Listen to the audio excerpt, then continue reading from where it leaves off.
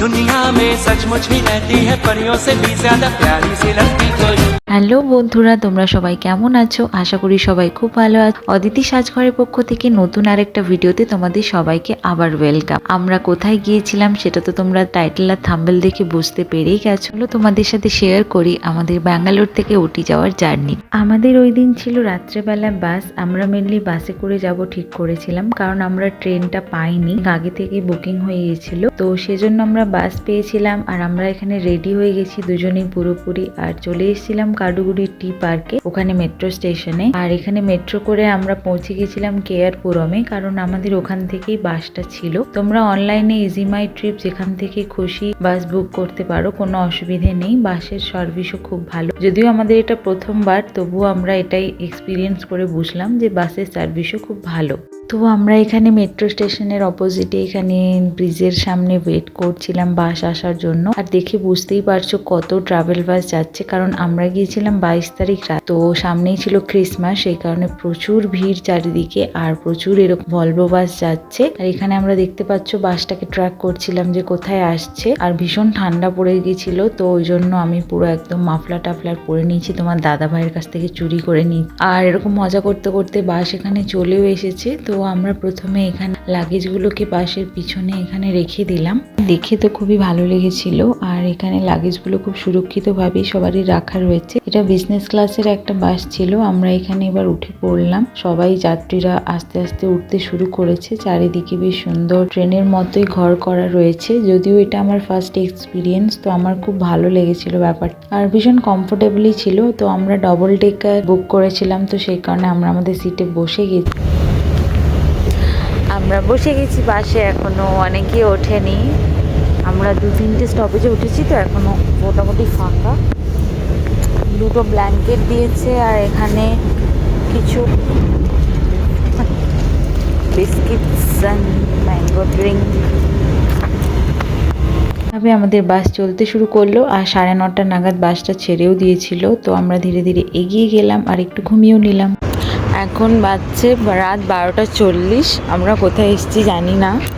মোটামুটি এখানটায় বাসগুলো দাঁড়িয়েছে একটুখানি ওয়াশরুম করার জন্য। অনেকটা রাত হয়ে গেছে।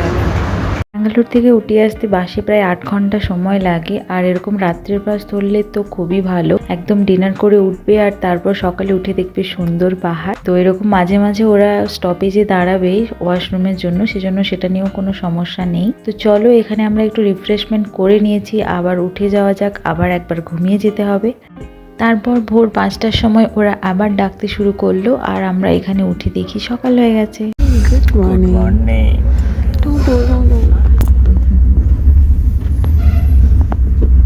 একেবারে ঘুম ভেঙে দেখি আমরা অনেকটাই চলে এসেছি। আর এই যে আমাদের বাস দাঁড়িয়ে রয়েছে এখানে, আবার আমরা একটু রিফ্রেশ হয়ে নিলাম, আর একটু চাও খেয়ে নিয়েছি। চলো আবার যাওয়া যাক, আর বেশিক্ষণ নেই, আর কিছুক্ষণের মধ্যে পৌঁছে যাব। একদম সকালবেলা হয়ে গেছে একদম। এখানে চারিদিকে এগুলো সব নারিকেল, না গাছগুলো সব নারিকেল গাছ। বাসটা পুরো সুপারফাস্ট ট্রেনের মতো ছুটছে। সত্যি এই বিয়ের 11 মাস পর আমরা ফাইনালি দুজনে একসাথে ঘুরতে যাচ্ছি।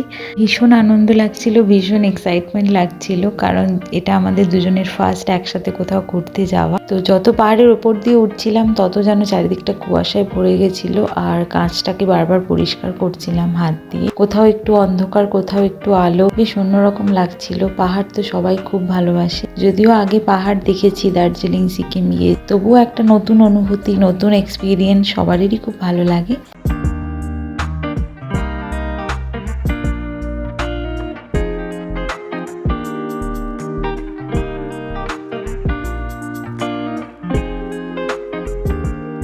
ধীরে ধীরে আমরা অনেকটাই উপরে উঠে গিয়েছি, আর এখানে সূর্যের আলোটা খুব ভালোভাবে পড়েছে, অনেক জনবসতি দেখা যাচ্ছে। আর বেশিক্ষণ নেই, প্রায় আধ ঘন্টার মধ্যেই হয়তো ঢুকে যাব। তো দেখতেই পাচ্ছ চারিদিকটা কতটা সুন্দর, চারিদিকে গাছপালাতে ভর্তি, আর দূরে দূরে যে পাহাড়গুলো দেখা যাচ্ছে এত সুন্দর লাগছিল যে কি বলবো। চারিদিকে মেঘ ভেসে বেড়াচ্ছিল, আর একটা বেশ ঠান্ডা ঠান্ডা লাগছে, খুব সুন্দর লাগছিল, ভীষণ ভালো লাগছিল। বাড়ির সবাইকে ভিডিও কল করে দেখালাম, সবাই দেখে তো ভীষণ আনন্দ পাচ্ছিল, আর আমাদেরও খুব এক্সাইটমেন্ট লাগছিল যে আমরা ঘুরতে এসেছি, খুব ভালো লাগছিল।